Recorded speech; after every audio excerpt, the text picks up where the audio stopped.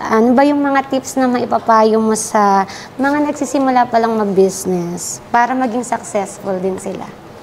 Nako, sa mga magsisimula mag-business, kailangan i-define mong maigi or i-establish mong maigi yung purpose mo.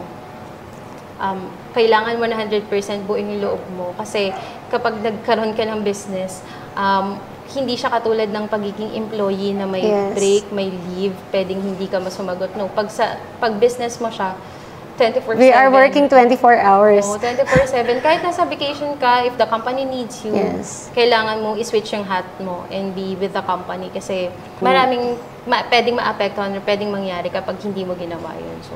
So kung meron akong ipapayo sa mga future business owners or mag-startup pa lang, kailangan 100% buo yung loob mo na gagawin mo to kasi hindi siya madali. So kung madali lang to, edi sana lahat na nakapag-business.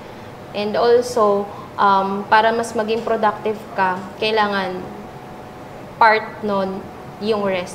So, nung una kasi ako nagbe-business, I thought, guilty ako, parang nafe-feel guilty ako pag nagre-rest ako. Pag nagbabakasyon ako, I don't want to post pictures, videos na masaya ako kasi nagigilty ako. Pero hindi pala dapat ganon. So, rest is also part of the game.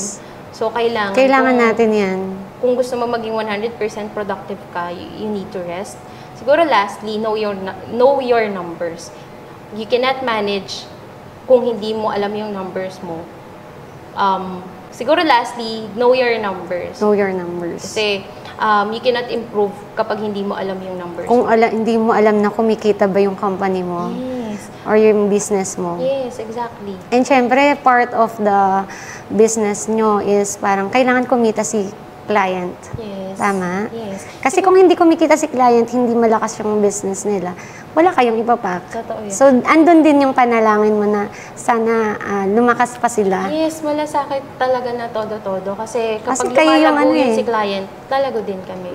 Kami yung pag yumaman si client, yayaman din ang business niya. Yes, directly proportional siya. So, these tips sana makatulong kasi if itong mga bagay na to, alam ko to nung nag-start ako ng business ko, siguro mas na-save ako sa mas maraming losses and mas maraming heartaches kung alam ko to nung nag-start ako mag-business. So, ibig sabihin, sa tip mo, parang hindi lang ikaw.